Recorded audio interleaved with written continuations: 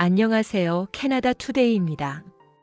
2025년 10월 13일 캐나다를 넘어 전 세계를 뜨겁게 달궜던 주요 이슈들을 심층 분석하는 시간.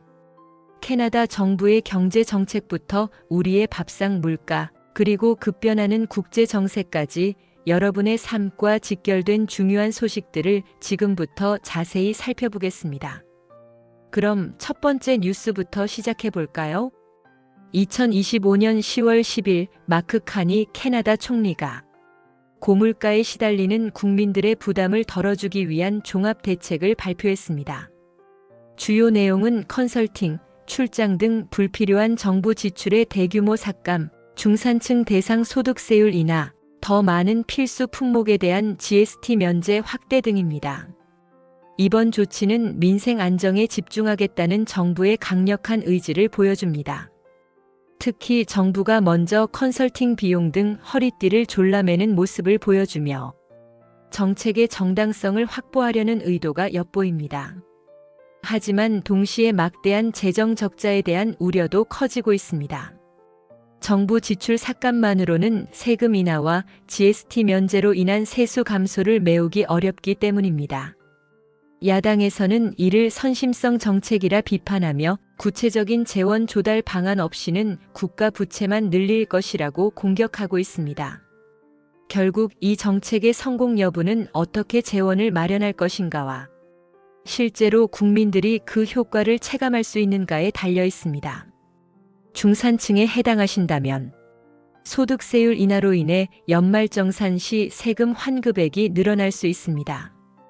또한 식료품 등 GST 면제 품목이 확대되면 당장 장바구니, 물가 부담이 소폭 줄어드는 것을 체감할 수 있습니다. 재원 마련 계획이 부실할 경우 국가 부채가 증가하고 이는 미래 세대의 부담으로 돌아오거나 향후 공공서비스, 의료, 교육 등의 질적 저하로 이어질 수 있습니다. 발표된 소득세율 인하 및 GST 면제 항목을 정확히 파악하고 내년 세금 신고와 소비 계획에 반영하여 놓치는 혜택이 없도록 해야 합니다.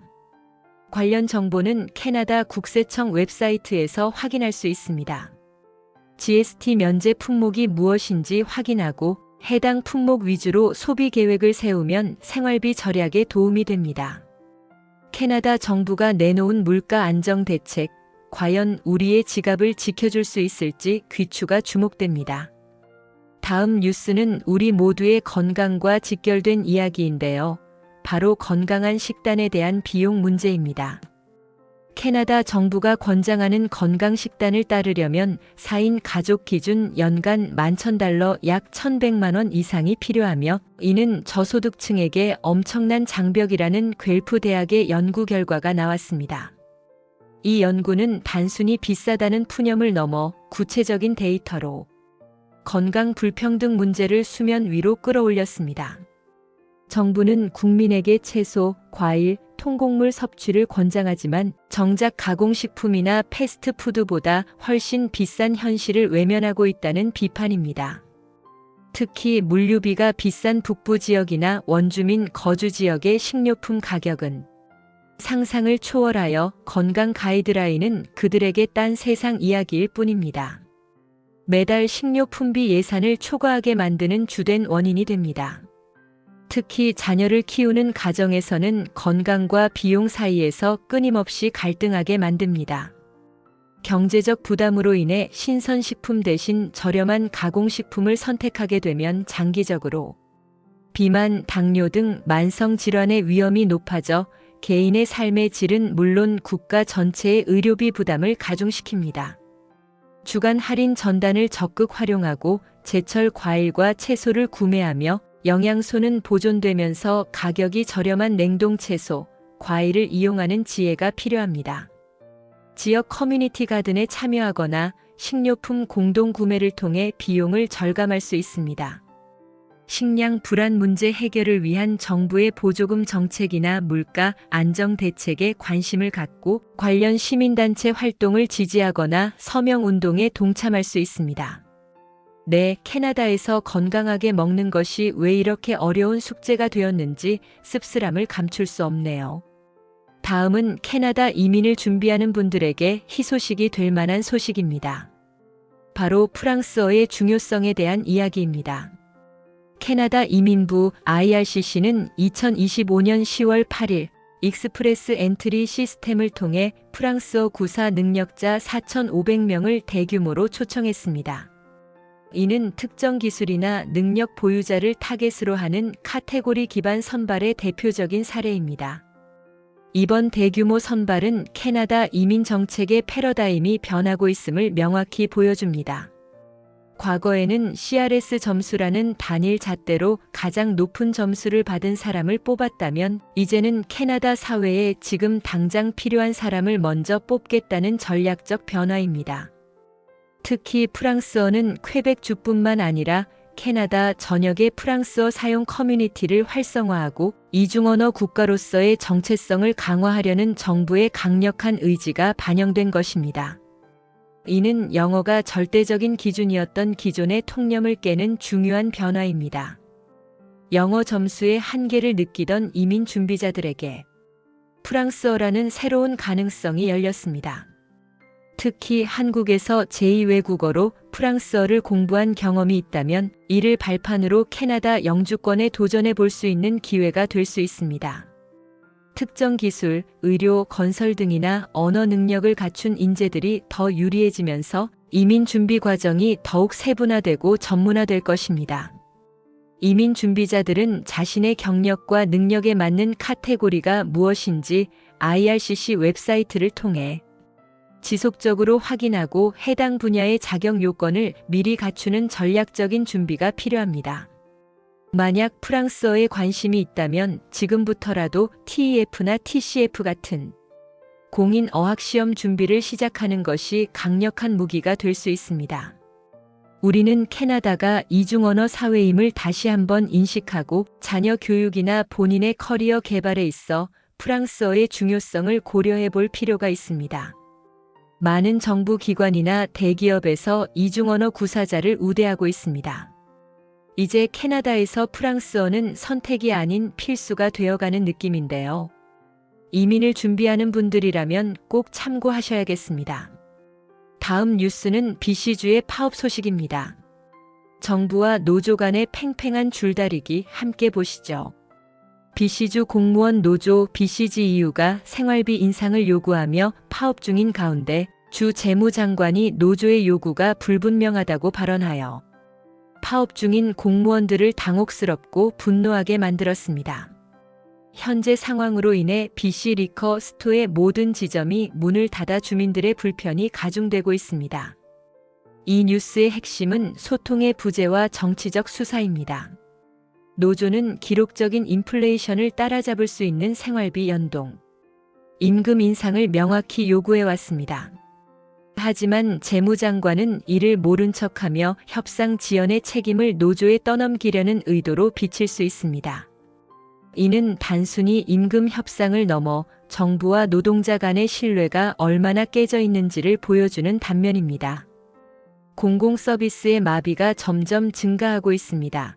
운전면허 갱신, 각종 허가증 발급, 주류 유통 등 공무원들이 담당하는 서비스가 중단되거나 지연되어 일상생활에 직접적인 불편을 초래합니다. 특히 BC 리커 스토어 폐쇄는 많은 주민들에게 직접적인 불편을 야기하고 있으며 이는 지역 경제에도 영향을 미칠 수 있습니다. 노조의 요구가 받아들여질 경우 주 정부의 재정 부담이 늘어나고 이는 장기적으로 세금 인상으로 이어질 수 있습니다. 반대로 공무원들의 실질 소득이 감소하면 공공 서비스의 질이 저하될 수 있습니다. 정부 관련 업무, 예를 들어 ICBC를 방문할 일이 있다면 파업으로 인한 운영 여부를 반드시 웹사이트나 전화를 통해 미리 확인하고 방문해야 합니다. BC 리커 스토어 이용이 필요하다면 현재는 개인 주류 판매점을 이용하는 방안을 고려해야 합니다. BC주 공무원 파업 소식이었습니다. 부디 정부와 노조가 원만한 합의를 이루어 주민들의 불편이 최소화되기를 바랍니다. 다음은 캐나다와 중국 간의 오랜 갈등, 카놀라 관세에 대한 소식입니다. 중국이 캐나다산 카놀라에 대한 보복 관세를 철폐할 수 있다는 신호를 보내왔습니다.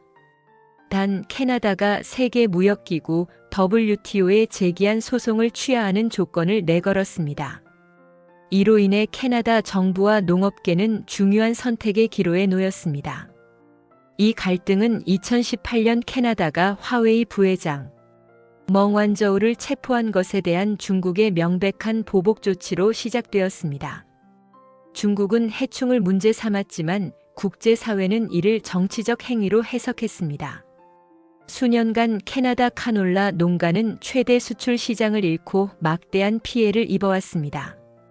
이번 중국의 제안은 표면적으로는 관계 개선의 손짓처럼 보이지만 이면에는 우리의 요구 WTO 소송 취하를 들어주면 문제를 해결해 주겠다는 압박이자 캐나다의 사법적 원칙을 흔들려는 시도로 해석될 수 있습니다. 캐나다 서부 경제의 핵심인 농업 분야의 숨통이 트이면 관련 산업의 고용 안정성과 국가 경제에 긍정적인 영향을 미칩니다. 이민자로서 우리가 살고 있는 캐나다가 국제사회에서 어떤 원칙, 법치주의 혹은 실리를 선택하는지 지켜보는 것은 국가의 정체성과 방향성을 이해하는 중요한 척도가 됩니다. 소비자들은 관련 뉴스를 주시하며 식료품 가격 변동 추이를 확인하고 장바구니 계획을 세웁니다. 캐나다와 중국 간의 카놀라 관세 문제가 어떻게 해결될지 캐나다 정부의 현명한 판단을 기대해 봅니다.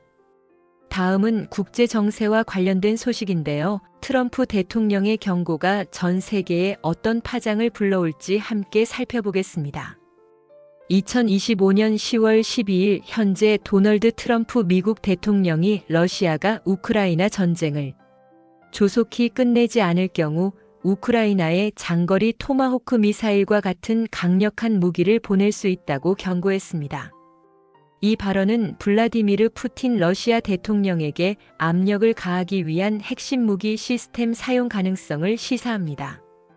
트럼프 대통령의 이번 경고는 취임 후 대러시아 정책의 중대한 변화를 보여줍니다. 과거 우크라이나의 양보를 요구했던 것과 달리 이제는 힘을 통한 평화를 표방하며 러시아의 강력한 군사적 압박을 가하려는 의도입니다. 토마호크 미사일은 전쟁의 판도를 바꿀 게임 체인저가 될 수 있지만 러시아를 극단적으로 자극하여 확전 위험을 높일 수도 있습니다. 트럼프 대통령은 이 카드를 통해 러시아의 빠른 종전이나 유리한 협상을 이끌어내려 하지만 이는 전 세계 안보에 예측 불가능한 긴장을 초래할 것입니다. 젤렌스키 우크라이나 대통령은 토마호크 승인을 기다린다며 기대감을 드러내고 있습니다. 전쟁의 급격한 변화나 확전은 유가, 곡물 가격 등 원자재 시장에 혼란을 주어 전 세계 인플레이션을 자극하고 캐나다 물가에 직접 영향을 미칠 것입니다. 트럼프 행정부의 힘의 외교는 러시아, 중국 등과의 긴장을 고조시켜 전 세계 지정학적 리스크를 증폭시킬 수 있습니다. 캐나다 역시 이러한 국제적 불안정성에 대한 대비가 필요합니다. 미국 우선주의는 전통적 동맹 관계에도 변화를 요구할 수 있으며 캐나다의 국방 및 외교 정책에도 영향을 미칠 수 있습니다. 투자자들은 국제 정세의 높은 변동성에 대비하여 투자 포트폴리오의 위험 자산 비중을 조절하고 안전 자산 확보를 고려해야 합니다. 우리는 물가 상승에 대비하여 가계 예산을 철저히 관리하고 에너지 효율적인 생활 습관을 유지하는 것이 중요합니다.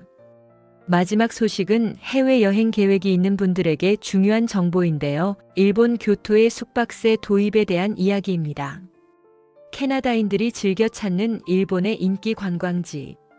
교토가 모든 방문객을 대상으로 숙박세, 어카머데이션 텍스를 도입할 계획입니다.